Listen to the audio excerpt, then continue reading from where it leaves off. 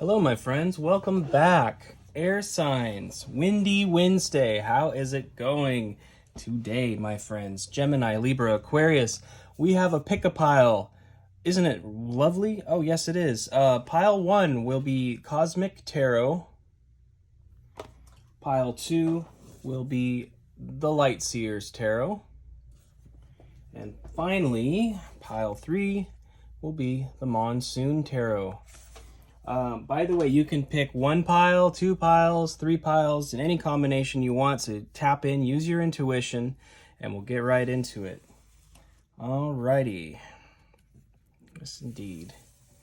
Gemini, Libra, Aquarius. Let's get right into it right now. Hope everybody's doing well out there. Thank you so much for being here. Appreciate it. All right, kicking it right off with the Lover's card. Okay. Some Gemini energy. Justice. There's Libra. Oh, this is weird. Okay. One more card, please.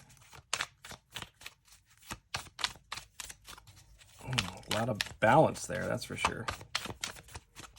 All right, one more shuffle. All right. And Temperance. Okay. The Lovers, Justice, and Temperance. All of these cards are about balance. What's the underlying energy? Queen of Swords. The Queen of Swords, as you know, she's got that sword and she knows how to use it. Very intuitive energy, very perceptive and sharp energy, right? The Queen of Swords can be, she's the type that just doesn't put up with any BS, you know? And I feel like that's kind of the energy that perhaps you may have been in if you selected this pile. And there seems to be a really strong call to balance. So you may have been in a bit of a warring energy in a sense, and a bit of a energy of like cutting every single thing out of your life that doesn't serve you, to a point where it's getting down to like, you know, maybe disproportionate energy. In other words, you know, the punishment far exceeding the crime in a sense. And that can come to your own detriment at times, and I think that's what this is about. If we start cutting people out of our lives just because they said one thing to us that we didn't like, or, you know, people are human. We make errors, we make mistakes. Sometimes we say things we don't mean, whatever. And if you're just cutting everybody out of your life that ever says anything that triggers you in any way, I feel like that can really come to a detrimental end, because you'll find yourself alone, effectively. But what I see here is balance, right? The Lover's card is a balance of the masculine and feminine. It's a card that really speaks to being like holistically integrated within yourself, much like the Temperance card. Obviously, it can speak to relationships as well. So as some of you have maybe gone through a situation here, dealing with another person, a soulmate of some kind. There are many types of soulmates. This doesn't have to be romantic. It could be, you know, family, friends, even somebody at work, you know, boss, whatever. We have different kinds of soulmates that are for different purposes of learning and things like that. I can't help but notice, though, that we've got this idea of balance throughout the whole thing. But I feel like those of you that are specifically dealing with a certain person, there's some kind of balance that's going to be reached. Mind you, Justice and the Lovers and the Queen of Swords, those are all air, and that is about communication. It's about the mental energy and the communication. And so if you're in a situation with somebody, maybe you've cut them out in the past, or you're thinking about cutting them out, there is I think there's a call to communication here to bring balance to the situation. And speaking of, with Temperance, we have all 4 elements represented here, okay? It is, you know, your passions and your emotions being balanced with your rationale and your practicality, okay? So we've got the fire, air, the water, and the earth, bringing a balance to things. This is also a card that can represent soulmate energy as well. In this deck, it's not exactly as evident as it is in, say, the more traditional Rider, but it really can, because you know, the angel is pouring from one cup into another, and no water is lost, right? And that is the emotional energy, that give and take, that ebb and flow within a relationship. And so we do have two cards of soulmates here and a balancing energy. I think generally speaking, there's a call to open up a little bit and not be so so quick to cut people, you know. That's kind of the main message. I feel like for maybe somebody out there, I can't help but notice homeboy in the back here is kissing another woman, and she knows. So there could be a situation there. You know, you may have a bit of a. It's very specific and not for everybody. Please, if you're in a happy, healthy relationship, don't mind this. But I do feel like maybe some of you are looking at a situation, and this justice situation could actually involve maybe legal proceedings if you're married to somebody and maybe they're doing something a little unethical, perhaps. Who knows? And maybe with, I would say maybe with a fire sign. This is Sagittarius energy, by the way, temperance here. So we kind of have lots of air energy here, and then we've got this Sag sitting over here on the side. So Sag on the side. Well, there it is. Okay, that's for somebody. I don't know. Again, take it as it resonates. You don't have to take that if it's not for you. For the rest of you, though, this is about balance. This is about a restoration of balance.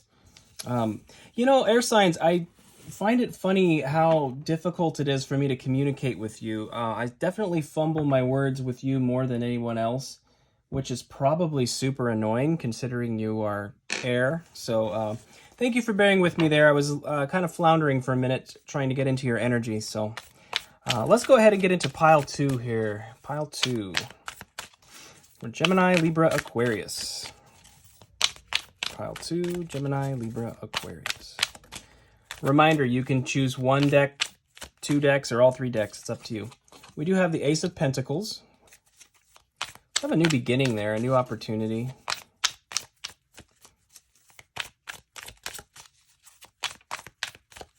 All right. I have the whole deck upside down. The 3 of Swords. There we go. And the 4 of Cups. Okay, let's take a look at the underlying energy. 7 of Pentacles. You know, the thing about the 7 of Pentacles is it's sort of like an audit. You're kind of looking at where you've, you know, how far you've come in a situation, kind of where you came from and where you're going, and kind of contemplating if it was all worth it. And for some of you, I do see that the underlying energy is sort of that looking back a little bit. And I think it's got a tendency to sort of seize you up a little bit. There may be a little bit of inaction here because some kind of past situation definitely caused some heartache, you know, some kind of heartbreak that occurred in the past. It's yielded a new opportunity, though, a new beginning, a fresh new beginning. And, you know, the Ace of Pentacles is probably, of all the cards of beginnings, it's one of my favorites because it kind of encompasses the whole spectrum of our 3D life, you know, the health, the wealth, the family, all of that stuff. So there's a brand new opportunity here, a new family for some of you. I feel like, or new potential for a new family. Yeah.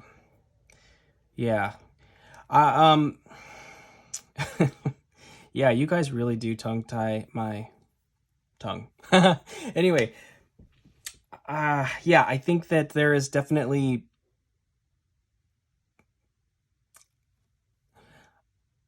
I'm just gonna say it straight out. I feel like there's been, because of pain and heartache in the past, there's a real inability to move forward and recognize this new opportunity.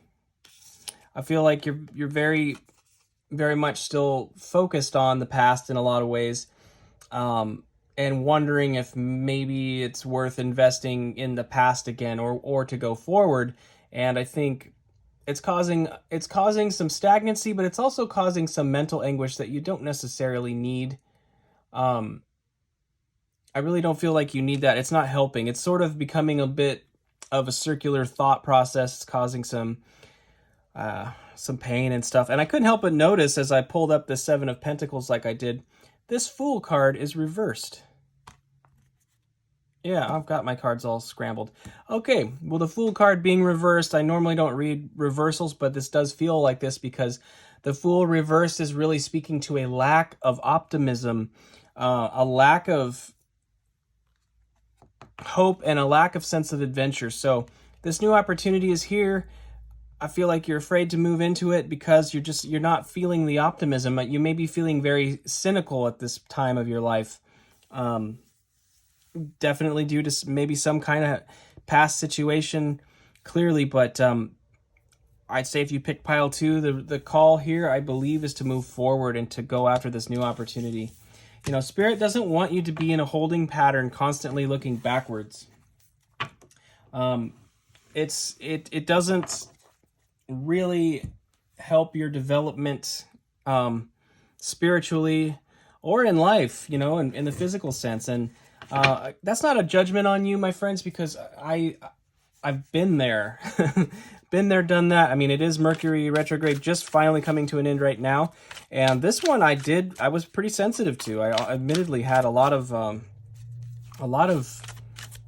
kind of that stagnancy energy, that Four of Cups, and that just sort of questioning if I was on the right track in certain areas of my life. And, you know, the answer to that question is yes, I am on the right track in certain areas of my life. And really the only track I could ever be on is the right track because I kind of give it to Spirit, and I have to trust that wherever I'm going, it's the right direction. You know, that's kind of how I roll in here a bit. I'm almost a bit of a determinist in that regard. I kind of feel like, in a sense, certain fates are almost sealed in a way, and I can at least rest in that. You know, my decisions in the grand scheme of the universe probably aren't going to amount to much, but my own personal happiness and health are directly tied to those things. So if you're not moving forward, it's just time to move forward. Okay, new opportunities abound for you if you're willing to move forward. But let's get into pile 3 now. Thank you so much for watching. Again, I am really, for some reason, fumbling over my words. I feel a little odd about it, but I hope that the messages are getting through regardless. And I know they are. I trust they are. So, all right, let's do 3 more shuffles. Nothing wants to pop here, so we're going to go ahead and do that. There's 2 and 1 more. All right, pile 3. We have the 3 of Earth, or the 3 of Pentacles. This is a card of collaboration, working on something with other people that may... Yeah, let's keep going. We have the High Priestess. Okay, the High Priestess. Beautiful water. You see how she's basically sitting on the surface of the water there? I like that. Water is very fluid. Air is, of course, also very ethereal. It's about flow. It's about flow, rolling with things, not being so fixed. And then we have the 7 of Water, or the 7 of Cups. This is a card of choices traditionally, and you can kind of see it's almost like the person is divided, trying to make those choices, right? This deck is a little different in that regard. Underlying is the 10 of Earth, the 10 of Pentacles. Okay, the 10 of Pentacles, beautiful, celebratory, happy energy here. Kind of about legacy, right? We talked about this a bit in the other piles, that there was something going on with potentially a soulmate or a partnership. And the Ace of Pentacles in the previous pile, you know, the natural outcome, the course it takes leads to the 10 of Pentacles, which is your legacy. It's about your life in the 3D physical sense. You know, your happiness, your health, your wealth, your family, you know, all of those things coming to a fruition. So there's a strong sense in this pile that there's a necessity to work towards your legacy, work towards your ultimate happiness, I guess you could say. And it's going to involve collaborating with somebody. So if you're looking for that new start, perhaps if you chose pile 2 and 3, or all of them, I feel like that Ace of Pentacles, you may be saying from the previous pile, like, well, where is it? What am I looking for? Well, you're looking for an opportunity to work with somebody that you can collaborate with, that you will work well with. The Seven of Water is, again, a card of choices. I feel like this is going to be, I feel like you're going to hesitate a bit in the natural sense, overthinking it, because it may not look like what you want it to look like. Sometimes the manifestations, when they actually come to fruition and we get an opportunity, they don't always come in the packaging we expect, and so it can cause some hesitation. And I kind of feel like it's almost like your physical self, your mental self, and spirit, and they're all kind of, I almost feel like, let me reverse it here. This is like the physical, right? And she's sort of crawling, barely can get along. The mental energy is ahead here, and then the front one is spirit, basically. It's your higher self guiding you. And those two together with the high priestess, it's like you really need to trust your instinct and your gut and your guides, your higher self, to lead you towards the things that will bring the Ten of Pentacles situation to your life. So when these opportunities present themselves, I think it's important not to overthink it. I think it's important to trust your instinct and your guides on that, and not overthink the situation. So if you pick this pile, I think the opportunities that are coming for you, they may come in an unusual package that you may not normally be attracted to. It could be anything, of course, career-wise, whatever it is. It may just be something you didn't expect. But what is your gut telling you? What is spirit telling you? Do you have a intuition that you should do this thing that's out of your normal wheelhouse? Some of the most interesting turns in life are left turns. It's like we just change course completely, and it's like that's not in your character. It's not like what you normally do, but this time spirit says go, and if you do it, I think you've got some very big blessings on the horizon. So there you go, friends. I feel like if you picked all 3 of these piles, we've got a pretty clear narrative going on here about starting over. And I think the key here is to not overthink things. Bringing a balance into the whole situation as you react to it is key to the whole situation. And it's going to open doors for you, doors of opportunity, doors towards happiness, and doors towards collaborating with other people. That's ultimately going to bring about an aspect of your legacy that's very important. So be in love, career, whatever it is, I really feel like spirit is trying to guide right now. So that's what I have for you, friends. Thank you so much for being here. Thank you for bearing with my linguistic inhibitions today. And I hope to see you next time, air signs. Take care.